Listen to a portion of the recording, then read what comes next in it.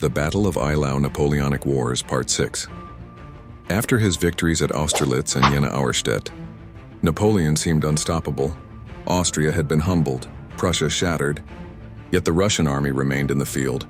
As winter set in, Napoleon knew he had to strike quickly. In early February 1807, the French advanced into Poland through icy roads and snow-covered forests. On February 7th and 8th, Napoleon's forces met the Russians near Preußisch Eylau. The battlefield stretched across frozen plains, villages, ridges, and rivers, all blanketed in snow. The French army numbered about 68,000, facing roughly 70,000 Russians under General Bennigsen. Artillery thundered across the snow as infantry advanced in tight formations, musket volleys cutting through the blizzard. Villages became focal points of repeated clashes, with lines advancing and retreating through the icy chaos. On the flanks, skirmishes erupted.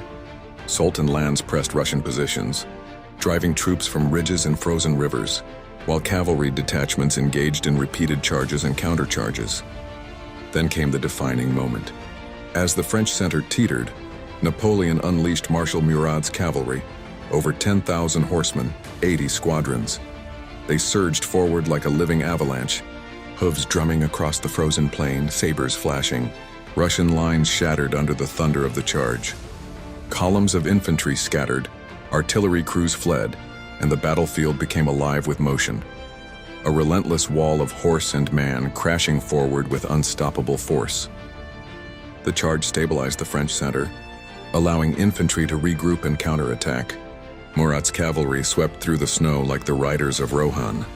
Unstoppable, heroic, and terrifying. Soldiers later said the wind carried the sound of hooves long after the horses passed, rolling like thunder across Eylau. By nightfall, the battlefield was a frozen wasteland. French forces held the field. Though the battle took a heavy toll, thousands of soldiers on both sides were wounded, missing, or lost to the harsh winter conditions. Many were overcome by the cold as well as the fighting, leaving the snow-covered plains marked by the struggle. But one ghost lingered above all. Locals still tell of a phantom rider on a white horse, helmet glinting, charging endlessly across the snow where Murat's squadrons had broken the Russian lines. They say the figure can be seen at dusk, emerging from swirling mist, hooves drumming like distant thunder, saber raised as if leading a charge that never ended. Travelers report feeling the cold deepen around them and hearing a faint command, a shout of "En avant," echoing over the plains.